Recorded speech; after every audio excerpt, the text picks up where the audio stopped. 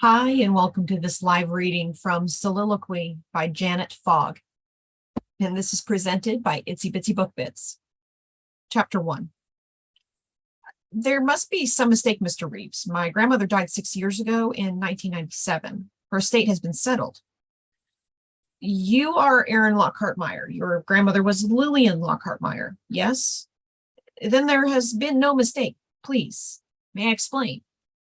Erin eyed the plump, middle-aged attorney warily. Conservatively dressed in a gray pinstripe suit, burgundy tie, and crisp white cotton shirt, he carried an inlaid wooden box that could conceal anything. Despite their conversation, he caressed the box, stroking the inlaid pattern with his pudgy fingertips over and over. The covetous look gleaming in the man's eyes was unmistakable. He lusted after the box, or perhaps its contents. Still, he had called a week before on her birthday to arrange for this appointment and was a partner in an old and respected law firm in Denver. She checked his references and was reasonably sure the man was not some con man in pursuit of the vast estate she and her sister had inherited from their grandmother. Very well, Erin murmured. She nodded and stepped aside, inviting him to join her in the foyer of the old brownstone.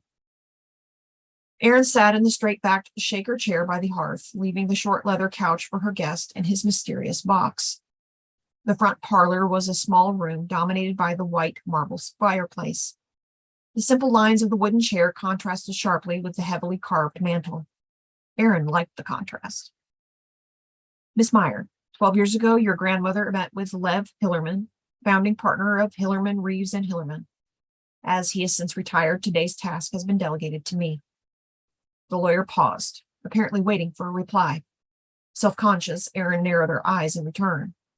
Too proud to fidget or otherwise exhibit her confusion, she sat quietly and returned his look. Reeves cleared his throat and settled more deeply into the couch, his face now bland and emotionless. We were retained to safeguard this box and its contents until two events occurred.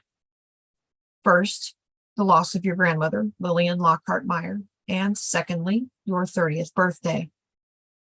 Erin nodded and her shoulders tightened in anticipation, as they always did before a concert. What could be in the box? And why did her grandmother's actions have to be so baffling, even now, years after her death? It was almost embarrassing. Exasperated but also intrigued, Erin repressed a sigh. Her grandmother had always been secretive, in a fun sort of way, and Erin missed her gentle voice and mysterious smile. Not truly annoyed by the arrival of this unexpected gift, Erin nevertheless did feel irritated by this pompous man who'd been asked to deliver it. And above all else, what she really wanted to do was return to her music. She yearned to concentrate on the final triumphant notes of her newly completed sonata.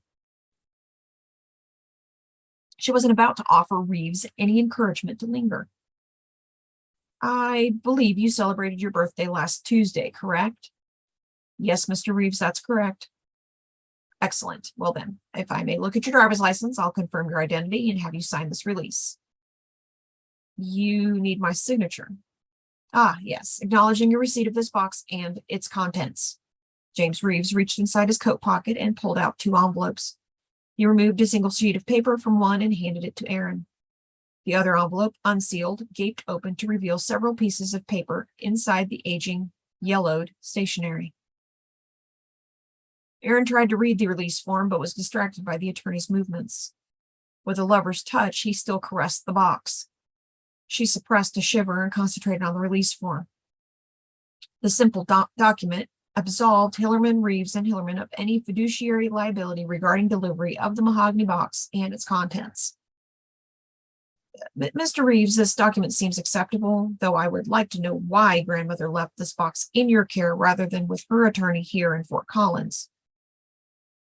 Mr. Hillerman's instructions were quite specific, the attorney said, and I am unable to speculate upon the circumstances leading to today's meeting. Please allow me to see your driver's license, and then I shall be on my way. Later, after the man had gone, Erin studied the bulging envelope carefully, turning it over in her hand several times. It smelled faintly of violets, the scent her grandmother always wore, and the curling handwriting gracing the paper was Lillian's old-fashioned script. The mahogany box sat on the sofa behind her, surrounded by pillows. Reeves had fussed and fumed when she'd asked him to leave it there. Shaking her head, Erin smiled, thinking of Reeves's obsession with the antique box. Reminded of Jordan, her younger sister, Erin suddenly felt lonely. Sweet Jordan was also obsessed with ancient objects, though it was the Anasazi culture that captured her attention. Off on another dig, spending her time and inheritance in a useful fashion, Jordan and her easy laugh and multitude of friends were missed. Jordan brought home every stray she found, whether two-footed or four, and invariably Erin became fond of each one. Unlike her own friendships, which she suspected were sometimes motivated by her fame as a concert pianist, Jordan's young strays were typically honest and unassuming. Erin slipped a single piece of stationery from the envelope. The thick, soft old paper cradled several crumbling newspaper clippings, and the same gossamer script that graced the envelope also adorned the stationery. The note read, "My dearest Erin, the most precious and dangerous of our family heirlooms are stored within this box. They are priceless and should be safeguarded at all times. You must expend one only in times of desperation, as I did upon 2 separate occasions. As to the history of this belated birthday gift to you, after the war I traveled to Europe to search for my sister, the woman you were named after. In France, near Amiens, I purchased the set of 11 figurines, 2 were missing, from the estate of a German officer from his aunt. I was told that the man was a composer and pianist and had personally supervised the relocation of the musicians at the Institute for Music, where Erin studied. Had he not been executed, perhaps he might have helped me find her. I put my faith in you and pray that you and Jordan are happy and well. Please use your inheritance wisely and joyfully, and remember my love is with you always. Grandmother Lillian." Erin rubbed her fingers across the last line, reading it again through a shimmer of unshed tears. She sat for a moment, relishing this final communication from her grandmother before unfolding the first newspaper clipping. The article dealt with the oral polio vaccine. Erin couldn't remember her trip to the local elementary school to drink the sticky sweet concoction, but she'd been told about it. Nanny always cried when she told Erin and Jordan how their older sister Kate had died from the deadly disease just weeks before the breakthrough in vaccinations was announced. Erin knew her grandmother considered herself somehow responsible for Kate's sudden death. Kate had appeared healthy when Lillian left for Chicago to meet with her bankers, and when the doctors called, it was already too late. Yet the self-blame remained. The second article dealt with Apollo 11 landing on the moon. Confused, Erin flipped over the newspaper clipping and scanned the other side. Her grandmother hadn't been involved in that effort, but nothing on the reverse side of the clipping seemed applicable either. She sighed and reread her grandmother's note. Erin knew her grandmother had traveled to Europe after the war to search for her sister, but she'd said no trace had been found. Now, evidenced by the box, Erin knew that search included France, perhaps had even ended there. And how could the contents of the box be so dangerous? Erin and Jordan were used to dealing with extremely valuable objects. They wouldn't be consumed by greed and waste their inheritance. Methodically, Erin read both of the articles. Finding no connection to her grandmother, she carefully reinserted the papers in the envelope. Had Reeves or his long-retired partner taken some other document from the envelope? Erin studied the box, wondering if the contents would give her another clue. A simple silver latch held the beautiful inlaid lid in place. Turning the box to face her, Erin slid the latch open and lifted the lid. Inside were 2 rows of tiny figurines, and each no taller than her hand was wide, each cushioned in its own bed of black velvet. The case had been designed so each velvet-lined nest contoured to the shape of each unique figure. 4 of the nests were empty. The first tiny figure Erin freed from its nest was a gypsy woman dressed in red and black. She was dancing, swirling to her own rhythm. Mesmerized, Erin lifted the porcelain and was swept away to another time or place. She could hear tambourines and smell smoke from a campfire. The gypsy threw her head back and laughed, the gold rings in her ears glinting in the firelight. Dust, smoke, and music engulfed Erin as the sparkling black eyes of the gypsy woman hypnotized her. Erin's heart pounded in rhythm with the music. Already she loved this gypsy with heart-stopping passion. How wonderful it was, this wild woman, and hear her music. Her savage dance made Erin's heart skip a beat. The gypsy's thick black hair swirled beneath her red scarf, and the stomp of her bare feet became louder and louder as the smoke thickened, choking Erin as she stared into the gypsy's jet black eyes. Her own eyes burning, Erin blinked and lowered the figurine. The music faded, but the scent of smoke hung thick in the air. Trembling all over, as if she herself had been dancing by the fire, Erin inhaled deeply. The air was sweet and pure. Erin glanced down to where her hands held the gypsy woman, frozen in her dance, bracelets shining brightly against dusky skin, painted lips smiling unknowingly. As Erin raised the figure, she heard again the echoes of raucous music and shouts of laughter. Hands shaking, slippery with sweat, she carefully lowered the gypsy into her nest within the box, although regret filled Erin's heart. She wanted to hold the gypsy close, to be wild and dance like the wind while men lusted after her. Shaking her head in denial, Erin berated herself. Ridiculous. She hadn't heard any music, and she couldn't feel so strongly about an old piece of porcelain. Though her hand trembled as it neared the gypsy, Erin steeled herself and reached for the next figurine. The wee Oriental lady looked as if she were dressed in layer upon layer of silk. Luminous black hair was swept up and back, held into place with several tortoise pins. Erin raised the figurine closer to study the gold crane pattern woven into the sapphire blue outer kimono.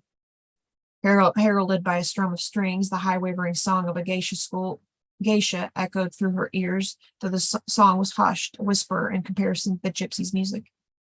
The geisha swayed, the scarlet kimono beneath the blue upper kimono flashing like a hummingbird against her tiny porcelain wrists.